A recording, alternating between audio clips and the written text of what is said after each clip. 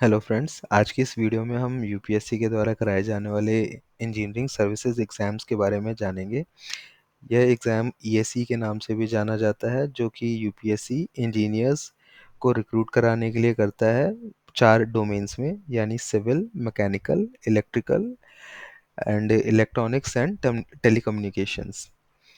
यह exam 3 stage pattern का होता है एंड इसे पास करने के बाद कैंडिडेट्स कई मिनिस्ट्रीज और डिपार्टमेंट्स में as like railways, telecom, border, roads, CPWD, CWC, CPES, NHAI जैसे कई गवर्नमेंट डिपार्टमेंट्स में एज एन इंजीनियर ज्वाइन कर सकते हैं।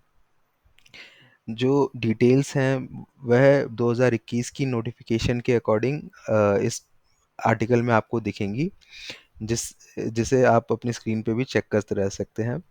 जो नोटिफिकेशन रिलीज़ होने की डेट थी, जिसके साथ एप्लीकेशन विंडो भी स्टार्ट हो जाती है, खुल जाती है, वह 7 मार्च अप्रैल की थी, जिसका लास्ट डेट था 27 अप्रैल 2021 का।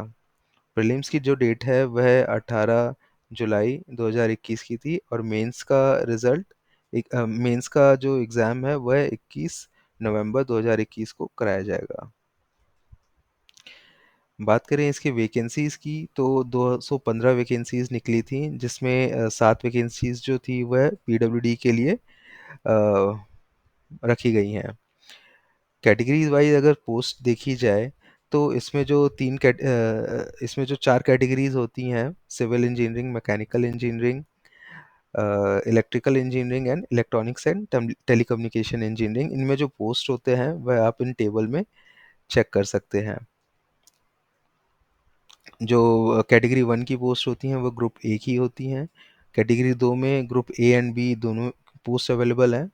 वही सिमिलरली कैटेगरी 3 एंड 4 में भी ए एंड बी दोनों ग्रुप की पोस्ट अवेलेबल होती हैं। जो कैंडिडेट इस एग्ज़ाम को देना चाहते हैं वह एलिजिबिलिटी क्राइटेरिया पे कृपया ध्यान दें। कैंडिडेट्स जो अपेयर होंगे वह इंजीनियरिंग ग्रेजुएट्स होने चाहिए। साथ ही साथ कुछ और भी क्राइटेरियाज होते हैं जिसके साथ कैंडिडेट्स इस एग्ज़ाम में अपेयर हो सकता है, जो कि आप इन पॉइंटर्स में चेक कर सकते हैं। स्पेसिफिक कुछ पोस्ट होती हैं, जैसे इंडियन नेवल आर्मामेंट सर्विस और इंडियन रेडियो रेगुलेटरी सर्विसेज। उसके लिए स्पेसिफिक एलिजिबिलिटी रखी गई हैं, जो कि आप इस आर्टिकल में अपनी स्क्रीन पर चेक कर सकते हैं। साथ ही साथ कैंडिडेट्स नेशनैलिटी और एज लिमिट की भी जो डिटेल्स हैं वह भी अपनी स्क्रीन पे चेक कर सकते हैं। जो एज लिमिट होती है वह मिनिमम 21 साल की होती है and upper age limit 30 years की होती है, जो कि 1 जनवरी को उस पर्टिकुलर नोटिफिकेशन की ईयर के अकॉर्डिंग कैलकुलेट की जाती है। एज लिमिट में कैंडिडेट्स को रिजर्व कैटेगरी कैंडिडेट्स को रिजर्वेशन भी मिलता है, जिनकी डिटेल्स आप इस टेबल में चेक कर सकते हैं। बात की जाए जो कैंडिडेट्स गवर्नमेंट एम्प्लॉयज़ हैं स्पेसिफिक डिपार्टमेंट में और इस एग्ज़ाम के लिए अप्लाई करना चाहते हैं, तो उसकी डिटेल आपको इस टेबल में दिख जाएंगी। फ़ीस जो होती है वह 200 रुपये होती है general, EWS and OBC candidates के लिए। वही female, SC, ST and PWD candidates को कोई फ़ीस नहीं देनी होती है। इस एग्ज़ाम का जो एप्लीकेशन प्रोसेस होता है काफ़ी सिंपल होता है। इसमें कैंडिडेट यूपीएससी की ऑफिशियल वेबसाइट www.upsconline.nic.in पे जाके एक 2 स्टेप रजिस्ट्रेशन प्रोसेस होता है, जिसे उसे फिल करना होता है। पार्ट 1 जो होता है उसमें कैंडिडेट को अपनी बेसिक डिटेल्स देनी होती हैं, कॉन्टैक्ट्स एंड ऑल। एंड जो पार्ट 2 होता है उसमें कैंडिडेट को अपने एकेडमिक क्वालिफिकेशन डिटेल्स और photos and signatures, photo and photo ID वगैरह अपलोड करनी होती हैं। एग्ज़ाम का एक काफ़ी इम्पोर्टेंट एस्पेक्ट होता है उसका एग्ज़ाम कंडक्ट कराने का स्कीम। इस एग्ज़ाम को 3 स्टेजेस में कराया जाता है। स्टेज 1 जो कि प्रिलिमिनरी होता है वह ऑब्जेक्टिव टाइप एग्ज़ाम होता है, जिसमें 2 पेपर लिए जाते हैं। पेपर 1 जो होता है वह 300 मार्क्स का होता है एंड पेपर 1 200 मार्क्स का होता है एंड पेपर 2 300 मार्क्स का होता है एंड ये दोनों पेपर के मार्क्स फाइनल मेरिट लिस्ट बनाने में कैलकुलेट किए जाते हैं। स्टेज 2 के जो एग्ज़ाम्स होते हैं वह कन्वेंशनल यानी कि सब्जेक्टिव टाइप पेपर्स होते हैं, जिसमें कैंडिडेट ने जो सब्जेक्ट डिसिप्लिन चूज़ किया है उसके 2 पेपर्स होते हैं 3-3 घंटे के। स्टेज 1 का जो सेकंड पेपर होता है वह भी डिसिप्लिन स्पेसिफिक होता है। बात की जाए स्टेज 3 की, तो जो सक्सेसफुल कैंडिडेट्स होते हैं स्टेज 2 के, उन्हें पर्सनैलिटी टेस्ट के लिए बुलाया जाता है एंड ये भी 200 मार्क्स का होता है। सिलेबस जो प्रीलिम्स का होता है वह आप अपनी स्क्रीन पे चेक कर सकते हैं। इन ब्रॉड कैटेगरीज में क्वेश्चंस पूछे जाते हैं।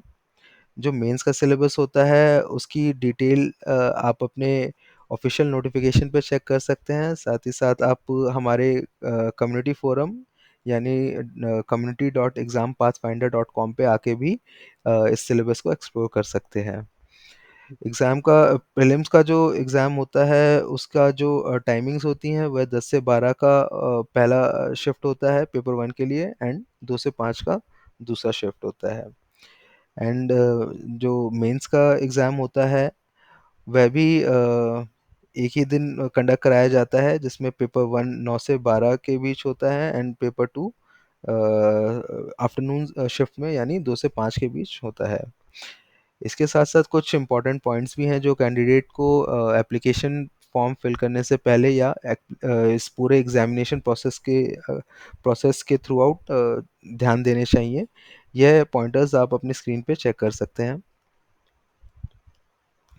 इस एग्ज़ाम के क्लियर करने के बाद जो कैंडिडेट्स सिलेक्टेड कैंडिडेट्स होते हैं उनकी salaries and other perks and benefits होती हैं, वो भी आप इस टेबल में चेक कर सकते हैं। जैसे किस तरीके की अपॉर्चुनिटीज़ उन्हें मिलती है एंड 3 से 5 या 10 साल या 15 साल के बाद क्या प्रमोशंस के एस्पेक्ट्स होते हैं, वह भी आप इस टेबल में चेक कर सकते हैं। इसके साथ-साथ जो अलाउंसेस एंड प्रिविलेजेस होते हैं, वह भी आप अपनी स्क्रीन पे चेक कर सकते हैं।